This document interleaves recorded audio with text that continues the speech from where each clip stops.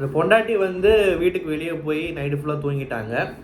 ஒரு என்ன சொல்கிறது, இது வந்து ஜஸ்ட் பிகாஸ் பொண்டாட்டின்றதுனால வந்து அவங்க ஆட்டிடியூடே இப்படி தான், அவங்க வேணும்னு தான் பண்ணுவாங்க, விக்டிம் கார்டு ப்ளே பண்ணுவாங்க அப்படின்னு வந்து நான் வந்து தட்டி கழிச்சிட்டு ஜட்ஜ் பண்ணிட்டு போக விரும்பலை. ஏன்னா பர்சனலாக நானே நம்மளை நிறையா பேர் வந்து இந்த ஸ்லீப்புக்கு எவ்வளோ இம்பார்ட்டன்ஸ் கொடுக்குறோன்றது நமக்கே தெரியும், அது எவ்வளோ முக்கியன்றது. அதுலேயும் குவாலிட்டியான ஸ்லீப்பு, அதுவும் பிக் பாஸ் வீட்டில் கிடைக்கிற டைமில் தூங்கினா தான் உண்டுன்றப்போ பொண்டாட்டி சொல்கிறத வச்சு பார்த்தா டெய்லி வீட்டுக்குள்ளே அடிக்கடி வந்து சிரித்து கூத்தடிச்சுக்கிட்டு ஃபன் பண்ணிக்கிட்டு பேசிகிட்டு இருக்கிற மாதிரியும் பல நாட்கள் இவங்களோட தூக்கம் கெடுற மாதிரியும் வந்து சொல்கிறாங்க. அது உண்மையாக இருக்கும் பட்சத்தில் ஃபுல் சப்போர்ட்டு பொண்டாட்டிக்கு தான். ஏன்னா ஒரு தூக்கத்தை கிடைக்கிற மாதிரி ரிப்பீட்டடாக பண்ணிட்டு இருந்தாங்கன்னா கண்டிப்பாக அது ஒரு பெரிய டிஸ்டர்பன்ஸ் தான். வெளியே போய் ஒரு நாள் தூங்கினா தான் புத்தி வருன்ற மாதிரி பண்ணது ஓகே, கரெக்டு.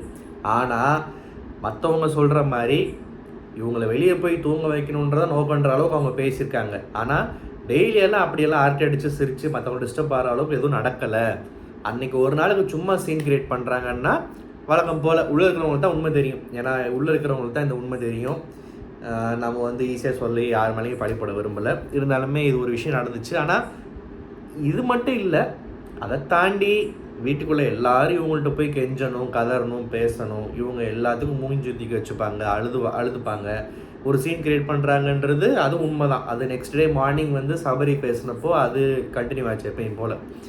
அப்புறம் இந்த வினோத் வந்து பொண்டாட்டி ஹேண்டில் பண்ணுற அந்த ஒரு விஷயம் வந்து எனக்கு ஆக்சுவலாக வந்து பிடிச்சிருக்கு. ஏன்னா வினோத்துக்கு நம்ம வச்ச பட்டம் வந்து நியூசன்ஸு, முள்ளால் தான் எடுக்க முடியுன்ற மாதிரி ஒரு கைண்ட் ஆஃப் நியூசன்ஸ் வந்து வீட்டுக்குள்ளே எமோஷ்னல் நியூசன்ஸை க்ரியேட் பண்ணிகிட்டு இருக்கிற இன்னொரு ஆளை வந்து நியூசன்ஸ் ஹேண்டில் பண்ண முடியுன்ற மாதிரி நல்லா ஹேண்டில் பண்ணுறாப்புல. இந்த கால் மேலே கால் தூக்கி வைக்கிற எடிட் வீடியோலாம் பார்த்தா ரொம்ப மாசாக தான் இருந்துச்சு. அதாவது நிமிஷத்துக்கு நிமிஷம் இவங்க எப்படி பேசுகிறாங்க பாரு, அவங்க பார்வையை பாரு, கண்டுக்காமல் போகிறத பாருன்னு சொல்லிட்டு டக்கு டக்குன்னு பிடிச்சி அங்கங்கே டக்கு டக்குன்னு கேட்குறாரு. மற்றவங்கெல்லாம் வந்து பயப்படுறாங்க. என்னமோ வந்து இப்போ யாரோ சொன்னாங்களே, எஃப்ஜே நான் கரெக்டாக கேட்டான் ஆக்சுவலாக, இந்த புருஷன் பொண்டாட்டியா வீட்டுக்குள்ளே வரும்போதே எப்படியும் ஒருத்தர் வெளியே போவாங்கன்னு தெரியாத அம்மான்னு அப்படியே வாழ்க்கையே பறி கொடுத்து அப்படியே தத்தளிச்சுக்கிட்டு உலகத்தில் வந்து ஒரு தனி மரமாக நிற்கிற மாதிரியும் மற்றவங்க எல்லாருமே இவங்களை வந்து குடும்பப்படுத்துகிற மாதிரியும் ஒரு விக்டிம் கார்டு ப்ளே பண்ணிகிட்டு இருக்காங்கல்ல. ஸோ அதுக்கு வந்து வினோத் மாதிரி ஆட்கள் தான் கரெக்டான ட்ரீட்மெண்ட் தராங்கன்னு எனக்கு தோணுது. அண்ட் இது வந்து இரிட்டேட்டிங்காக இருக்குது. எத்தனை நாளைக்கு தொடரும்னு தெரில, சீக்கிரம் முடிச்சு விட்டா நல்லது. இந்த பார்வதி ஒன்று சொல்லிச்சு, ஃபஸ்ட்டு இவங்கள்ட்ட ஏன் எல்லோரும் போய் பேசுகிறாங்க, போய் பேச தான் அவங்க இந்த விஷயத்தை க்ரியேட் பண்ணி ஒரு விஷயம் பண்ணிகிட்டு இருக்காங்க. அமித்தெல்லாம் வந்து ரொம்ப ஓவராக அதை பண்ணிகிட்டே இருக்காருன்னு சொல்லிட்டு ஆக்சுவலாக இதை ஆரம்பித்து வச்சு பெரிய லெவலில் இந்த எமோஷனல் நியூசன்ஸ்க்கு ஒரு எமோஷனல் சப்போர்ட் தந்து அதை ஏற்றி விடுறது யாருன்னு பார்த்தா பார்வதி தான். இந்த திவ்யா விஷயத்தில் கோச்சிக்கிட்டு ஒரு சீன் க்ரியேட் பண்ணப்போ அவங்க காதை மூடுவாங்களாம், இப்படி பண்ணுவாங்களாம், அப்படி பண்ணுவாங்களாம். அதாவது அவங்க அப்படி இருக்காங்களாம், மற்றவங்களாம் கொஞ்சம் ப்ளீஸ் புரிஞ்சுக்கோங்களேன்னு சொல்லிட்டு அந்த இடத்துல கூஜா தூக்குறதே சிங்கிச்சா அடித்ததே வந்து இந்த பாட்டு மாதிரி யாருன்னு பார்த்தா பார்வதி தான். இந்த பார்வதிக்கு அகெயின்ஸ்டாக பார்வதியை காரி துப்புறதுக்கு தான் புருஷை போட்டுட்டு கேமுக்குள்ளே வந்தாங்க. அப்போல்லாம் பார்வதியோட கேம் ஓரளவுக்கு நல்லா பரவாயில்லாமல் நியாயத்துக்காக பேசுகிற மாதிரி சில விஷயங்கள்லாம் இருந்துச்சு.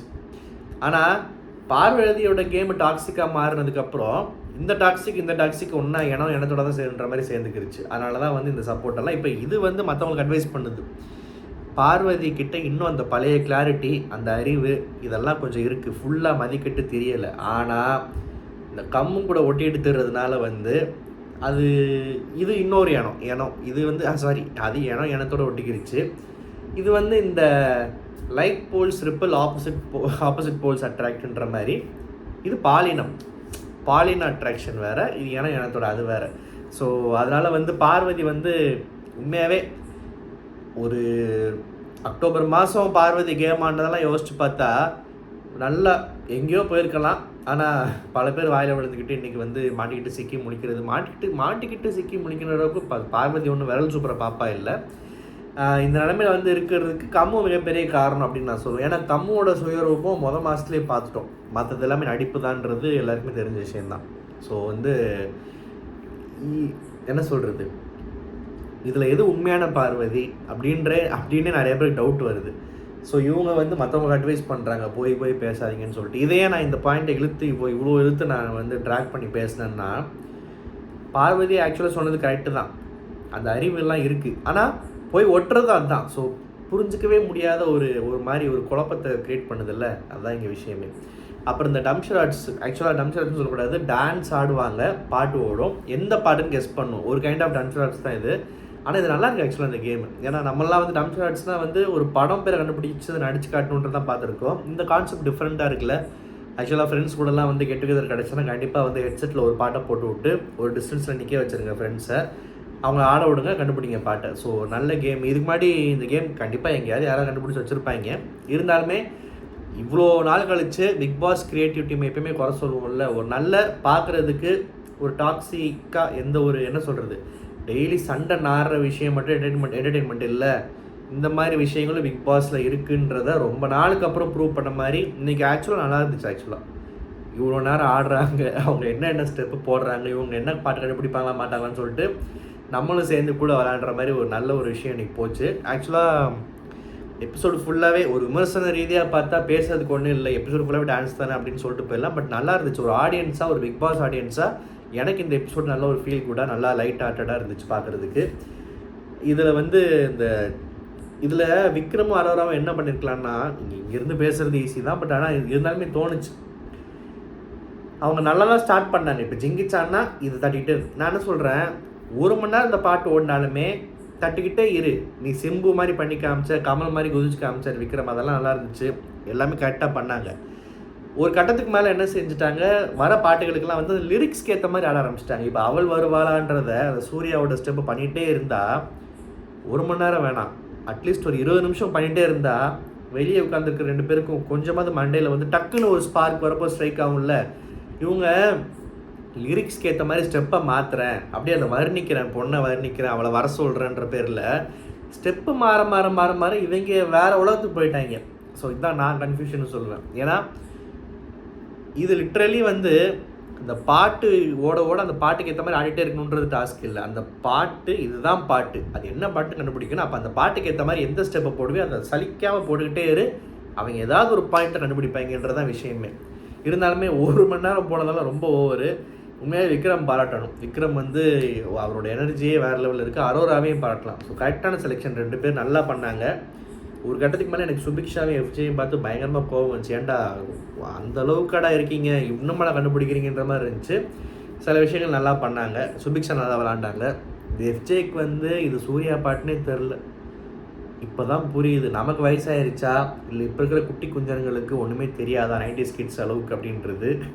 அதனால் அவங்கள்ட்ட விட்டு கண்டுபிடிச்சானே எப்படி, அப்புறம் ஒரு வேலையை கண்டுபிடிச்சிட்டாங்க. நல்லா இருந்துச்சு. ஆக்சுவலாக எனக்கு இன்னொரு டீம் ஆடணும், அவங்களுக்கு என்ன பாட்டு தர போகிறாங்க, என்ன டான்ஸ் ஆட போகிறாங்க, அதை பார்க்குறதுக்கு ரொம்ப ஆர்வமாக இருக்கிற மாதிரிலாம் தோணுச்சு. இன்றைக்கி இதுதான் சொல்லிட்டு முடிச்சிட்டாங்க. ஸோ ஆக்சுவலாக நல்ல ஒரு கண்டென்ட்டு, நல்ல ஒரு என்டர்டெயின்மெண்ட்டு, உண்மையாகவே நல்லா இருந்துச்சு. இதுலேயும் வந்து ஒரு அசிங்கத்தை இது பண்ணுற மாதிரி யாராவது ஒரு விஷயம் நியூசன்ஸ் க்ரியேட் பண்ணும்ல, டிஸ்டர்பன்ஸ் பண்ணுறது ஃபன்னாக இருந்தால் ஓகே, இல்லை ஒரு அளவுக்கு இருந்தால் ஓகே. நடுவில் போய் நீ எதுக்கு பரதநாட்டியம் ஆடுற, உன்னை யார் ஆட சொன்னா, நீ பரதநாட்டியம் ஆடுறதை யாராவது ரசிக்கிறாங்களா, யாராவது பார்க்குறாங்களா, இல்லை யாராவது விரும்புகிறாங்களா? அதுவும் படையப்பா ரீரிலீஸ் வேறு இருக்குது. ரீல்ஸ் ஃபுல்லாக பார்த்தா மின்சார கண்ணா மின்சார பூவி அந்த பாட்டு, ரஜினி ரம்யா கிருஷ்ணன் பாட்டு வந்து இது ரீல்ஸ் ஃபுல்லாக ட்ரெண்ட் ஆகிட்டு இருக்கு. இந்த நேரத்தில் இந்த கர்மம் வேறு கமருதீனை இம்ப்ரெஸ் பண்ணுறதுக்கு பரதநாட்டியம் அந்த பரதநாட்டியம் ஆடிட்டா இது வாயே குளருது. ஏன்னா அந்த ஸ்டெப்பு வந்து என் மைண்டுக்குள்ளே அப்படியே போய் ஒரு மாதிரி கரப்ட் ஆக்கி வச்சுருக்கு அந்த விஷயம். அதை பார்க்குறப்போ இந்த மாதிரி நேரத்தில் போய் நானும் பரதநாட்டியம் ஆடுறேன்னு சொல்லிட்டு ஒரு விஷயத்த பண்ணி இவங்க அந்த ரீல்ஸில் அதை போட்டு கலாய்ச்சி ஏன்டா இப்படி பண்ணுறீங்கன்ற மாதிரி தான் இருந்துச்சு. டான்ஸு திறமைகள், எல்லா திறமைகளும் வந்து எதோட போய் தெரியுமா சிங்க் ஆகும், கேரக்டர், ஆட்டிடியூட், எப்படிப்பட்ட ஆள், அதில் தான் போய் சிங்க் ஆகும். அது ஐ மீன் அது நல்லா இல்லைன்னா, அந்த கோரே நல்லா இல்லைன்னா நீ எப்பேற்பட்ட திறமைசாலியாக இருந்தாலுமே பார்க்குறதுக்கு அருவருப்பாக தான் இருக்கும், யாருக்கும் அது பிடிக்காது. இப்போ கமருதீன் வந்து எல்லாரையும் நல்லா வரைகிறாரு, ஓகேவா. அப்புறம் ரஜினி மாதிரிலாம் மிமிக்ரிலாம் பண்ணி ஒரு விஷயம்லாம் எல்லாம் பண்ணி காமிச்சார், அதெல்லாம் நல்லா இருந்துச்சு. உனக்குள்ள இவ்வளோ திறமை இருக்கா அப்படின்னு நினைக்கிறதுக்கு ஒரு பக்கம் இருக்கிறப்போ, என்ன திறமை இருந்து என்ன பிரயோஜனம், உன்னோட ஆட்டிடியூடும் உன் கேரக்டரும் உன் பாடி லாங்குவேஜும் உன் பிஹேவியரும் கேவலமாக இருக்கே, நீ என்ன உருப்பிட போகிற அப்படின்னு தான் கேட்க தோணுது. விச் மீன்ஸ் எல்லாத்துக்குமே அந்த விஷயந்தான். இதுதான் பார்வதிக்கும்.